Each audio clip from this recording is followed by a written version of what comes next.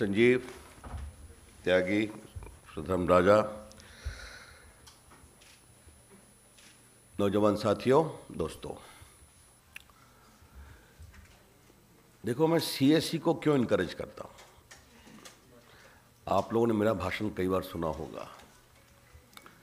मैं कई विभागों का मंत्री रहा हूं, विभाग को समझता हूं, आगे बढ़ाता हूं। तो 2014 में जब मैं आईटी मंत्री के रूप में विभाग को समझ रहा था तो मुझे सीएससी को नज़दीक से देखने और समझने का मौका मिला और मुझे ऐसा लगा कि इससे मैं कोई बड़ा काम कर सकता हूं। तो मैंने त्यागी को पहले कहा कि इस फौज को आगे बढ़ाओ और आज खुशी है कि जो लगभग 80-81 हज़ार था, आज बढ़कर 2,50,000 पूरे हिंदुस्तान में हो गया है। तो बहुत बड़ी बात है। फिर मुझे लगा कि नौजवान हैं, इसमें महिलाओं को आगे बढ़ाना पड़ेगा। तो आज मुझे जानकर खुशी है कि लगभग 34,000 महिला वीएलई हैं जो सीएससी देश में चलाती हैं, पहाड़ों में चलाती हैं। फिर मुझे लगा कि इसमें मुझे दलित महिलाओं को, अपनी आदिवासी महिलाओं को, मजदूरों की बेटियों को आगे बढ़ाना है। इसका मैंने विशेष प्रयोजन किया और आज वो भी देश में काफ़ी आगे बढ़ रहा है। अच्छी बात है, एक से एक वीएलईज महिलाएं बहुत ही बड़ा काम कर रही हैं। मैंने त्यागी से पूछा कि बताओ कि इन लोगों ने अभी तक कितना पैसा कमाया है। तो मुझे जानकर खुशी हुई कि आप लोगों ने 1200 करोड़ रुपया कमाया है। समझ गए आप? और मुझे आधार के लोगों ने बताया कि 600 करोड़ रुपया तो सिर्फ आपको आधार कार्ड बनाने का मिला है, जो लगभग 21 करोड़ आधार आप लोगों ने बनाया है। तो अच्छी बात है। मैं आपके पक्ष में बोलता हूं, आपको डांटता भी हूं, आपको प्यार भी करता हूं, आपको सिखाता भी हूं, आपको प्रेरित भी करता हूं। और मैंने देखा है कि देश में सीएससी के माध्यम से एक बहुत बड़ी सेना खड़ी हुई है। मैंने रामदेव बाबा को कहा कि आपका सदुपयोग करें, उसका एग्रीमेंट हुआ है कि आपको ये दवा मिलने का अवसर मिले। कई जगह डिजिटल डिलीवरी ऑफ सर्विसेज होती हैं। उसके बाद वेंकैया जी ने मुझे बताया कि वो हाउसिंग के मंत्री हैं कि गरीबों के लिए जो हाउसिंग के लिए फॉर्म भरना है, उसमें उत्तर प्रदेश में दिक्कत आ रही थी, कुछ राजनीतिक कारण थे।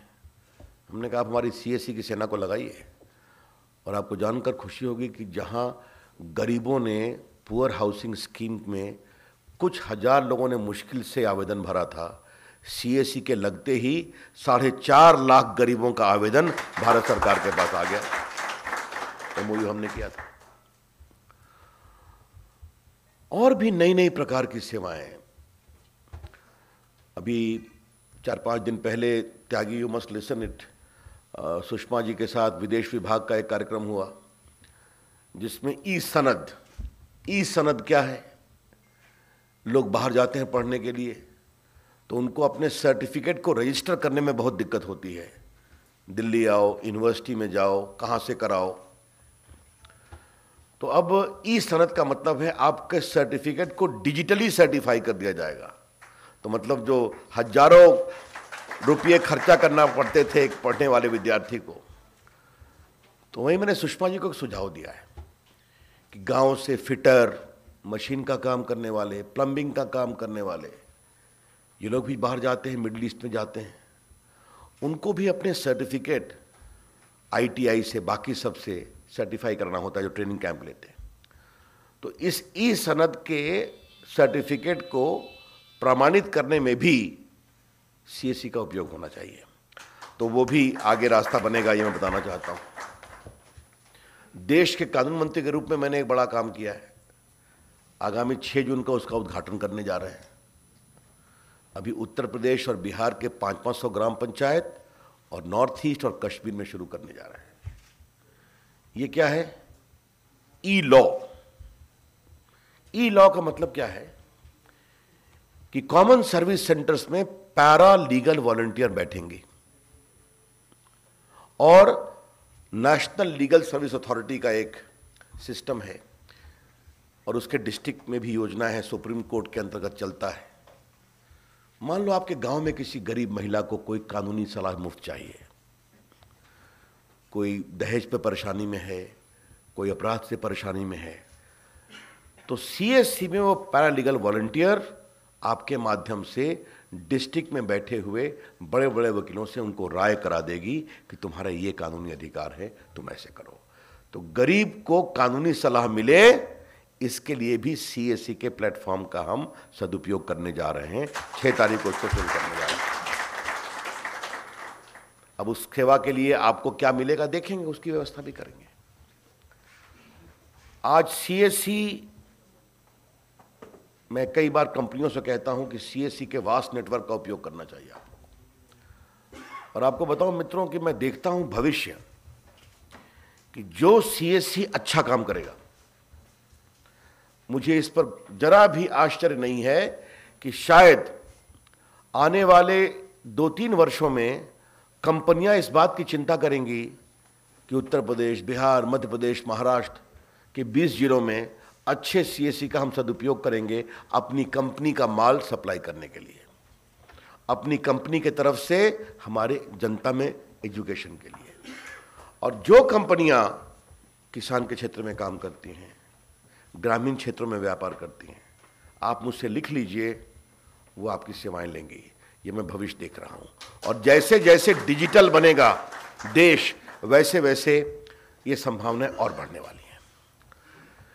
ये कुछ मोटी बातें मैं आपको इसलिए बता रहा हूं कि डिजिटल इंडिया का जो पूरा, मैंने इसको बोला भी है कई बार कि आने वाले 5 से 7 वर्षों में भारत की डिजिटल इकोनॉमी, डिजिटल अर्थव्यवस्था $1 ट्रिलियन की हो जाएगी। 1 ट्रिलियन का मतलब क्या है? 600 लाख करोड़। ये डिजिटल इकोनॉमी में क्या क्या आता है? कम्युनिकेशन आता है, संचार, आईटी सेवाएं आती है जिसमें आप लोग आते हैं, इलेक्ट्रॉनिक मैन्युफैक्चरिंग आता है। पिछले 2-3 वर्षों में 72 मोबाइल मैन्युफैक्चरिंग फैक्ट्री हिंदुस्तान में आई है मोदी जी की सरकार में। 12 करोड़ मोबाइल फ़ोन बन रहा है, 17 करोड़ और आगे बनने वाला है और आगे बढ़ने वाला है। उसके बाद ई कॉमर्स बहुत फैल रहा है देश में। फिर डिजिटल पेमेंट, आपको मालूम है नोटबंदी के बाद देश में डिजिटल पेमेंट भीम ऐप है, बाकी है। जरा बोलो तो भीम ऐप का नाम कितने लोगों ने सुना है? बहुत बढ़िया। कितने लोग इसका उपयोग करते हो?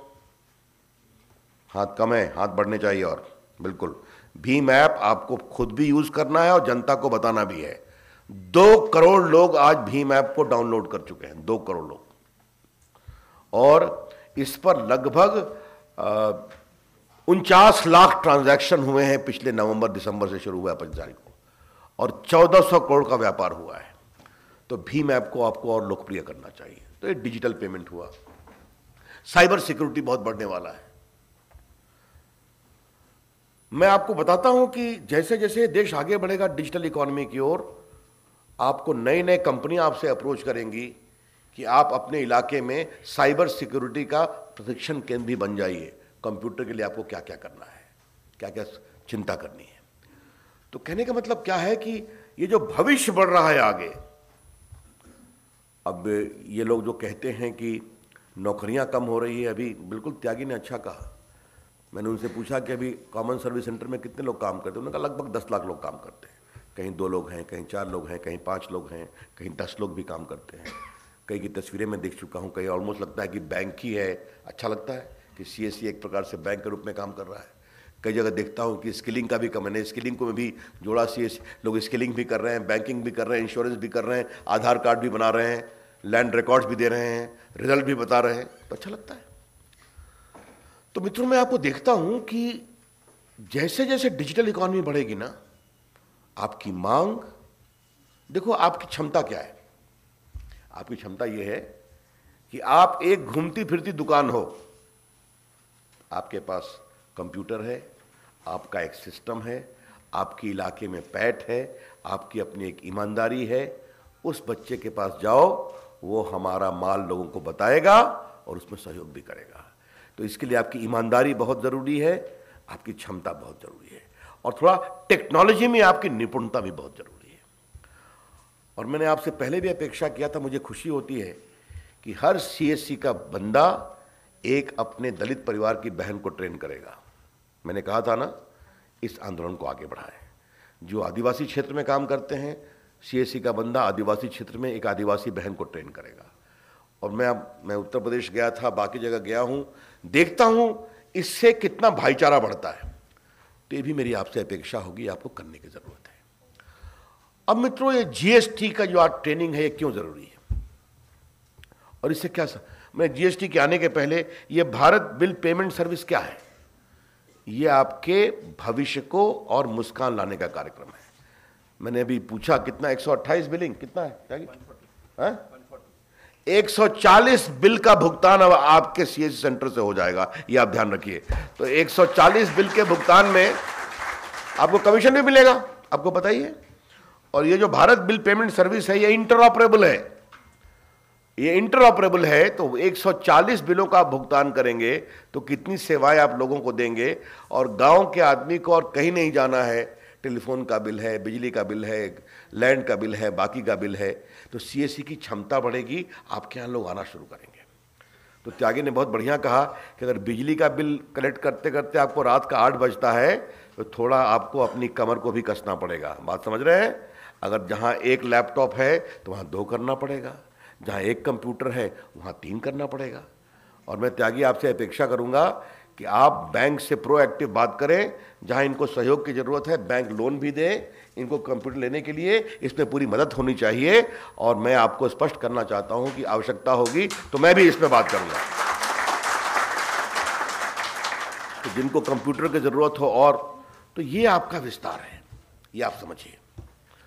और मैं चाहता हूँ कि आज digital India, make in India, startup India, जो भारत के बदलाव के कार्यक्रम हैं, इस बदलाव के काम में आपका उपयोग हो, आपका सदुपयोग हो, आपकी क्षमता बढ़े, आपकी कमाई बढ़े, आपके अधिक लोगों को नौकरी मिले, और सबसे बड़ी बात, आपको प्रतिष्ठा मिले।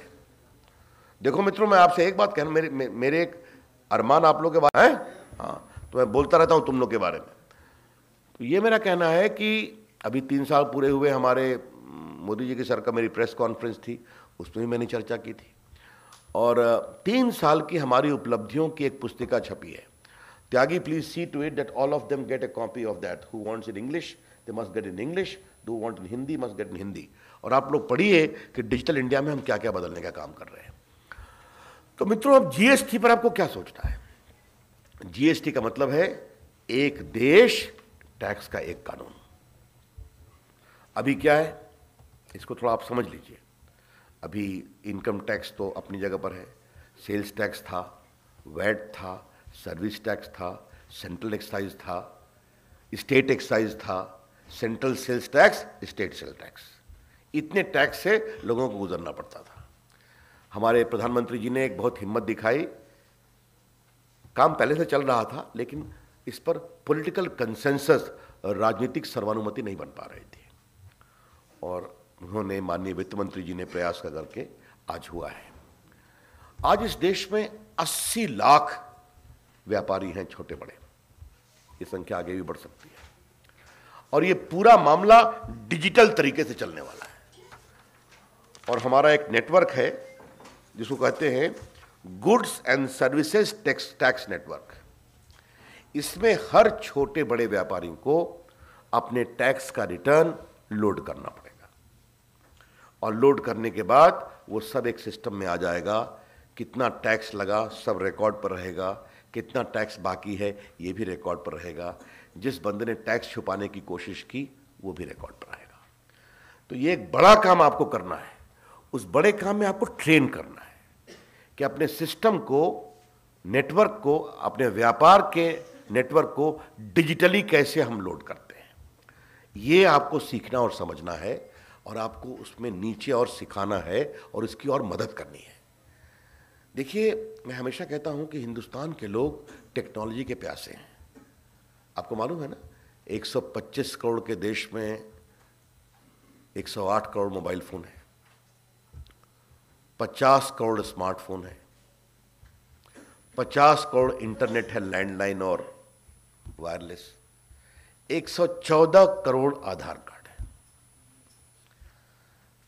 अब देखिए, आपने जनधन का नाम तो सुना होगा। कितने लोगों ने जनधन अकाउंट खोलने में मदद की है? हाथ उठाओ। संख्या कम है, 28 करोड़ लोगों ने अकाउंट खोला।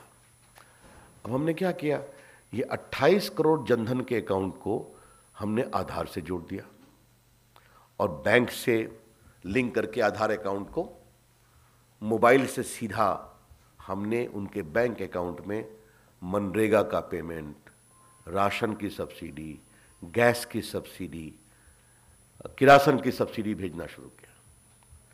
और अभी लगभग 2 लाख करोड़ रुपया गया है, लगभग 90 भारत सरकार की स्कीम में, और हमने 50,000 करोड़ रुपया बचाया है जो बिचौलिए खा जाया करते थे या जो छद्म नाम से ले गिरा करते थे। बेटी पैदा हुई नहीं, बड़ी हो गई, बूढ़ी हो गई, विधवा हो गई, विधवा पेंशन लिया करती थी। होता है ना, ये मनरेगा पेमेंट में होता था कि कई गांव में मजदूर ही नहीं है, फिर भी मुखिया जी लेते थे और वो पैसा बढ़ता था। आज सीधा अकाउंट में जाता है। क्या अंतर है मोदी जी की सरकार में और राजीव गांधी की सरकार में? राजीव गांधी एक लोकप्रिय प्रधानमंत्री थे, 400 सीट जीत के आए थे। उन्होंने कहा मैं दिल्ली से 1 रुपया भेजता हूं, जमीन पर 15 पैसा पहुंचता है। नरेंद्र मोदी जी की सरकार में गरीब के अकाउंट में 100 रुपया भेजते हैं दिल्ली से और 100 रुपया उसके अकाउंट में जाता है। यह अंतर है। तो डिजिटल अर्थव्यवस्था से ईमानदारी बढ़ती है। और आधार बिल्कुल सुरक्षित है, आधार बिल्कुल सेफ है। कोई गरीब शिकायत नहीं कर रहा है, ध्यान रखना इस बात का। किसी गरीब को आधार से परेशानी नहीं है। और आज आप लोग बैठे हो तो मैं कुछ आधार के बारे में भी 2 लाइन बता देना चाहता हूं। ये कभी चर्चा हो, कुछ लोग हल्ला करेंगे, हालांकि गरीब तो कभी नहीं हल्ला करता है, लेकिन गांव वाले भी नहीं करते हैं। लेकिन देखो, ये मेरा आधार कार्ड है, आपने भी देखा। इसमें क्या है? सिर्फ मेरा नाम है, मेरा चेहरा है, मैं पुरुष हूं, मेरा डेट ऑफ बर्थ है और मेरे पटना का परमानेंट एड्रेस है। न मेरे माता पिता का नाम है, न मेरी धर्म क्या है, मेरी जाति क्या है, मेरा संप्रदाय क्या है, मैं कितना पढ़ा लिखा हूं, मेरी आमदनी क्या है, मेरी बीमारी क्या है, कुछ नहीं है इसमें। और बस मेरी आंख का निशान और उंगली का निशान, और ये सब सुरक्षित है। और इससे फायदा क्या होता है? अभी मैंने बताया लगभग 43 करोड़ बैंक अकाउंट आधार से जुड़ गए हैं। अब अभी गडकरी से बात होकर के ड्राइविंग लाइसेंस से जोड़ रहे हैं। कैसे? ड्राइवर ने शराब पी करके एक्सीडेंट कर दिया, 5-6 लोग मर गए, तो बाद में वो डुप्लीकेट लाइसेंस लेता है अपने को बचाने के लिए। आधार से जुड़ा है तो जैसे ही वो डुप्लीकेट अप्लाई करेगा, आधार कहेगा इसके नाम पर लाइसेंस है, सीधा, क्योंकि उसकी आंखों के निशान और उंगली रिकॉर्ड में है, बिल्कुल सुरक्षित है। और हमने आधार का एक कानून बनाया है, आधार एक्ट, जिसकी धारा 29, 30, 31, 32, 33 वो इतनी सख्त है कि मैं भी देश के आईटी मंत्री के रूप में अगर अपने उंगली का निशान और आंख का निशान किसी को गलत दूंगा तो मेरे खिलाफ भी कार्रवाई हो सकती है, जेल जा सकता हूं। ये सख्ती किया हम लोगों ने। तो मैं हमेशा कहता हूं, गरीब तो बहुत ही खुश है। कुछ लोग आलोचना करते हैं, तो आप क्योंकि नीचे रहते हैं तो मैंने आपको बता दिया, आधार पूरा सुरक्षित है, पूरा सेफ है और गरीब इससे प्रसन्न है। अब देखिए, अभी हमने देखा पैन कार्ड से आधार को जोड़ो, कुछ लोग हल्ला कर रहे हैं क्योंकि लोग अपने पैन कार्ड का दुरुपयोग मनी लॉन्ड्रिंग के लिए करते थे। समझ गए आप? अब जब वो जुड़ जाएगा, लगभग मोटा मोटी 10 लाख करोड़ रुपया लोग खुराफात करते रहते हैं। जब आधार से लिंक हो जाएगा तो आपकी पहचान पकड़ ली जाएगी, कहां से पैसा कहां ट्रांसफर कर रहे हैं। तो जो डरते हैं वो आलोचना कर रहे हैं। मोदी जी की सरकार न डरती है न झुकती है, देश के विकास के लिए काम करती है। यह हमारा काम करने का तरीका है। तो इसलिए आज आप ट्रेडिंग लोग, इसलिए मैंने संजीव मित्तल जो ज्वाइंट सेक्रेटरी हैं इस मामले को देखते हैं, हमने उनसे कहा कि आप भी रहो यहाँ, त्यागी जी, बाकी सब लोग आपको सिखाएंगे, आप सीखो और सीख के नीचे वाले को सिखाओ। ये बहुत जरूरी है। सीखो और आप जब यहां हो तो जितने सवाल पूछने हैं पूछो, ये लोग उन सारे सवालों का निराकरण करेंगे। लेकिन अब देश के 80 लाख व्यापारियों को जो छोटे व्यापारी हैं, गांव में हैं, मुफस्सिल में हैं, सब डिवीजन में हैं, छोटे शहरों में हैं। आपको मालूम है ना 2.5 लाख इन CSC में कितने ग्राम पंचायत में? 1.5 लाख में कितना है? 175 बताओ, लगभग 1,75,000 ग्राम पंचायतों में आप लोग। तो छोटे मोटे व्यापारी तो आप ही के पास आएंगे। तो आप लोग मुझे डिजिटल भैया कहते हो, तो मैं कहूंगा GST सिखा करके आप लोग डिजिटल मास्टर साहब बनोगे, है ना? ये बनना मैं चाहता हूं बढ़िया से। कि किसी व्यापारी को अगर कुछ भी सीखना हो तो CSC के पास जाओ, हमें वो बताएंगे। ये मैं ट्रेनिंग चाहता हूं, इसलिए Tyagi please see to it they are trained well, all the queries are properly answered, give them all the requisite literature. और Sanjeev, I would request you कि देखो, अगर इस ट्रेनिंग मॉडल को कुछ और इंप्रूव करने की जरूरत है तो उसको भी इंप्रूव करेंगे, तो देख करके करो। तो ठीक है, मैं जाऊं विश्वास के साथ? बिल्कुल। बहुत बहुत धन्यवाद। जय हिंद।